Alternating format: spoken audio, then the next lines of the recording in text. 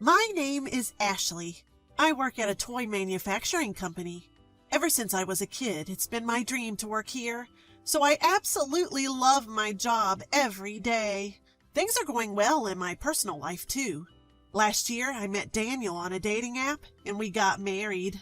Daniel is tall and handsome, but he was also struggling to find someone, like me.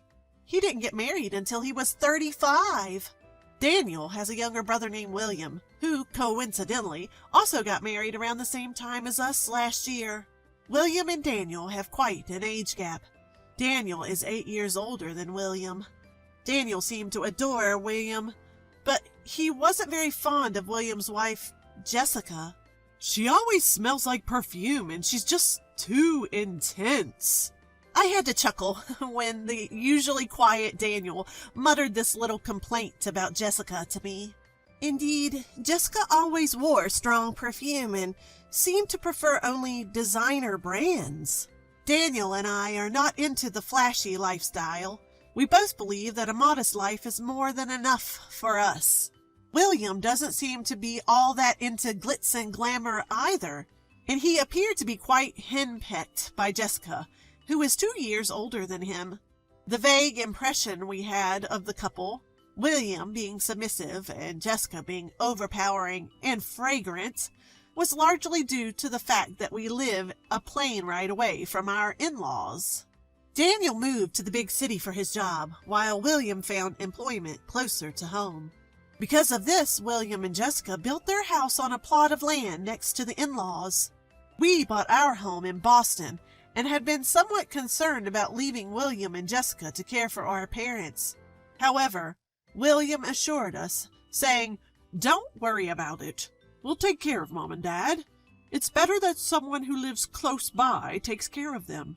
I hate those old-fashioned ideas like the eldest son being responsible." He said it in such an easygoing manner that we felt we could lean on him to some extent. But things didn't go as smoothly as we had hoped. One day, while Daniel and I were enjoying our peaceful married life, a call came in from William to our house. Daniel was out at the moment, so I answered the phone and heard William's tired voice. "Hey, Ashley, could you and my brother come home as soon as possible?" "What happened? Is everything okay?" I was worried because our in-laws are getting up there in age. No. Mom and Dad are perfectly fine," William assured me. That left me wondering what could be the matter. William hesitated and then finally got to the point. "I'm really sorry to ask, but Jessica is having a hard time right now. She's insisting she needs to talk to both of you immediately." "Is this about what we'll do if something happens to father-in-law and mother-in-law?" "When you say it's something like that, are you referring to concerns about our parents?" he asked. I was thinking at the time that maybe Jessica was growing weary of the sole responsibility of caring for our aging in-laws, just because they live nearby. Since the thought of leaving the care of my in-laws all to Jessica had always weighed on me, I opened my planner, thinking we must address her concerns. "I think we can come by this Saturday. Daniel has to work until noon, so he'll arrive later than me. Is that okay?" "That would really help. I can't manage Jessica anymore. Thank you, Ashley, and sorry for the sudden request." "It's okay. Don't worry about it." After reassuring the exhausted William, I ended the call. Thinking that I might be confronted by Jessica, I explained the situation to Daniel, who had just returned home. Just as I thought, I could go to my in-laws in the morning, while Daniel was planning to arrive later in the afternoon. Daniel did suggest, "Why don't we both go in the afternoon?" But given how worn out William sounded, it was clear that the sooner we got there, the better. "Don't worry about it. Jessica's just becoming a bit more sensitive, that's all." When I said this optimistically, Daniel looked uneasy and replied, "You think so?" Daniel works in human resources at his company. Given all the people he's encountered over the years, Jessica must have seemed troublesome to him to the get-go. But without giving it much thought, I remained too optimistic and headed for my in-laws' house alone. I had to drive from the airport to get to their house.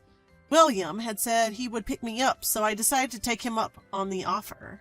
When William arrived to pick me up, he looked significantly thinner than when he first married Jessica.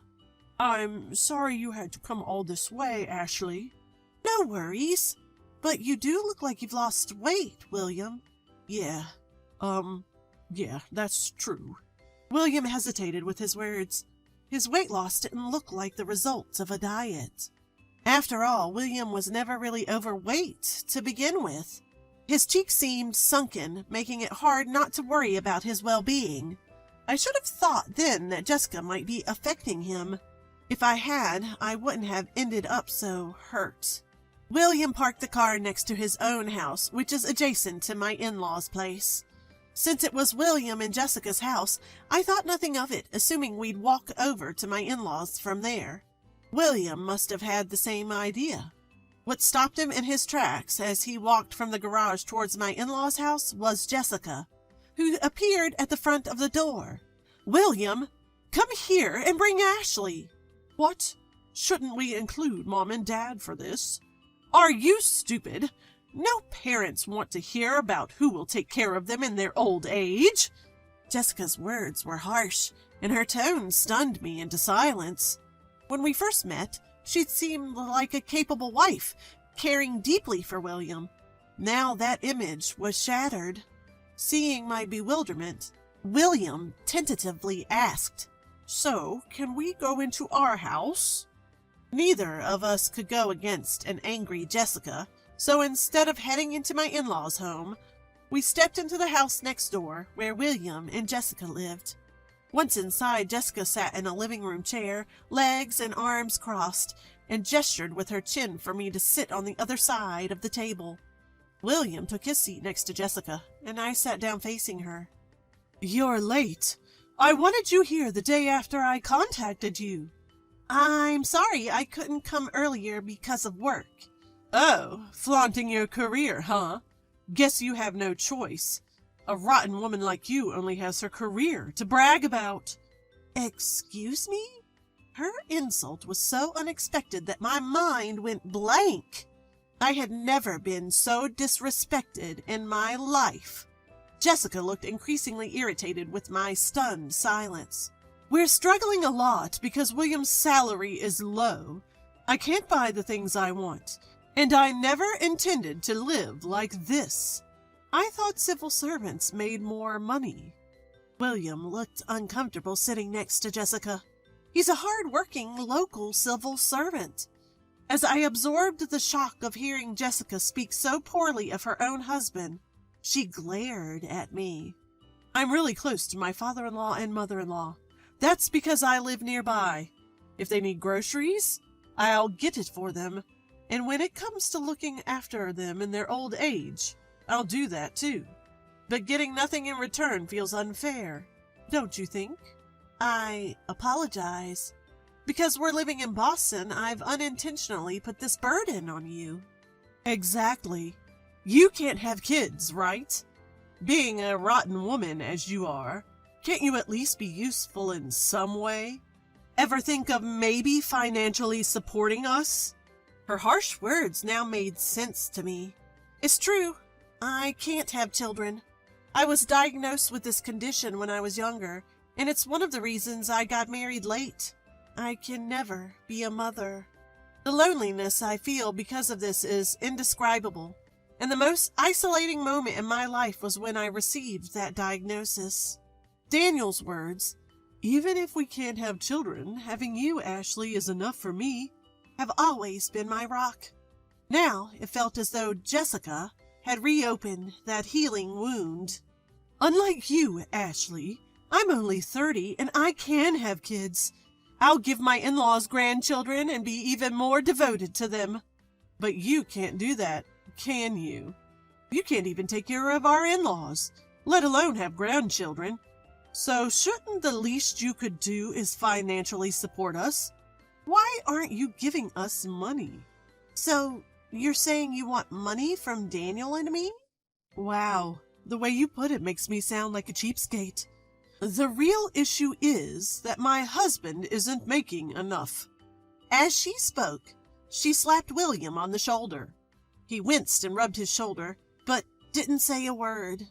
All the while, with her arms crossed and legs crossed, Jessica looked down at me as if she were a queen. I will be the ideal daughter-in-law for our in-laws. So Ashley and Daniel, just work for me. It won't be fair unless you give me half of your salary. I'm the one willing to put my body through childbirth to give them adorable grandchildren, something you can never do. So just give me the money. No questions asked. A sharp pain erupted in the depths of my heart. It was as if I was being pulled back into the younger version of me, the one who was heartbroken over my inability to have children. Jessica's argument was absurd. Even knowing that, my heart felt heavy, and I couldn't find the words to speak. If I could have kids, I would have wanted them with Daniel. Just as these thoughts started circulating in my mind, the living room door burst open. "Is this where the cheapskate wife resides?" A voice that seemed to clear the heavy atmosphere caught my attention, and I quickly turned toward the door. It was Daniel who had opened it, and behind him, my father-in-law, both wearing frowns of discomfort. "Oh, look, it's Daniel and my father-in-law. I heard Daniel would be arriving in the evening." Immediately dropping her crossed arms and legs, she greeted Daniel and my father-in-law with a smile. But Daniel looked at her with an expression of disbelief. "Sucking up to Dad now is a little too late. You've been playing the good girl to mooch money from both Dad and Mom, haven't you? And now you want money from us too? I heard everything in the hallway." Daniel's voice was icy cold, making Jessica visibly uncomfortable. My father-in-law let out a sigh, clearly distressed. "Daniel finished work early and came because he was worried about Ashley. We found out you were here from your mother and were shocked to hear the horrible things that you were saying to Ashley. We've always given you money because we thought you were taking care of us. Maybe that was a mistake. Ashley, I'm sorry for any discomfort we've caused you." "What? I'm the wife who can actually help out father-in-law and mother-in-law and even give you grandchildren. There's no need to apologize to a woman like her. Ashley isn't the problem. The problem is in your head." Jessica let out a surprised gasp, but Daniel didn't stop. "Don't summon people just to yap unnecessary things at someone's precious wife. I married Ashley because I wanted her, not because I wanted children." Daniel's words felt like a warm light. Hearing Daniel's words made me feel like I deserved to live. It was the same feeling I had when he proposed, saying, "As long as Ashley is beside me for the rest of my life, I don't need anything else." Feeling like I'd woken up, I stood from my chair. "I know we just got here, but after we see Mother-in-law, Daniel and I will be going home. We'll have to decline on the money issue. There's no reason for us to become slaves to Jessica. While we appreciate your concern for our in-laws, we don't believe that this is a problem that money can solve." "What are you talking about? I'm offering to do what you two can't. You should be paying me." Jessica slammed her hand on the table as she stood up, releasing a cloud of perfume. I hadn't even had time to worry about her clothes, but as usual, she was decked out in all designer gear. Buying all of this must have been quite expensive. William's income should be average, so it was clear that her love for designer brands was why she was never satisfied. "William." In the atmosphere of disbelief shared by me, father-in-law, and Daniel softly called out to William. William, who had been shrinking next to Jessica, looked pale. "It's okay to get divorced, you know. Everyone fails at something, and marriage is no exception. If you recognize the mistake, then start over. You're struggling. I'll help, big bro." William mumbled and seemed to shed a few tears. "Why are you making me the villain?" Ignoring Jessica, who started to make a fuss again, Daniel and I headed to my in-laws' house. After greeting our in-laws and telling them everything that Jessica had said, Mother-in-law lamented, "That girl is just so stubborn." Father-in-law offered to drive us to the airport, but as we were leaving the house, William came running. "Big bro, Ashley, help me." We couldn't leave William behind when he looked so desperate. "If you want, why don't we all go to Boston for now?" I suggested. William nodded, agreeing to come with us to Boston. Apparently, Jessica had been yelling at William every day for his low salary, hitting him, and making his life miserable. However, he couldn't stand up against Jessica, who was willing to do anything her parents asked. He just let things happen. As soon as he got to Boston, William consulted a lawyer. Yes, there was an incident where Jessica, who had followed us to Boston, sobbed at our doorstep, screaming, "If you're leaving, give me all the money." We had to call the police to take her away, but somehow he managed to get divorced. William is now safely back at my in-laws' home and seems to have severed ties with Jessica. William had kept a daily diary detailing the abuse and harsh words from Jessica during their marriage, which became evidence, allowing him to claim compensation in the divorce case. Jessica now has to work to pay that compensation and is employed at a factory in her hometown. As for us, we're still living our peaceful days, just the two of us. We haven't been blessed with children, but as Daniel has always said, "As long as I have you, that's all I need." I feel the same about him. There's no problem as long as he's with me.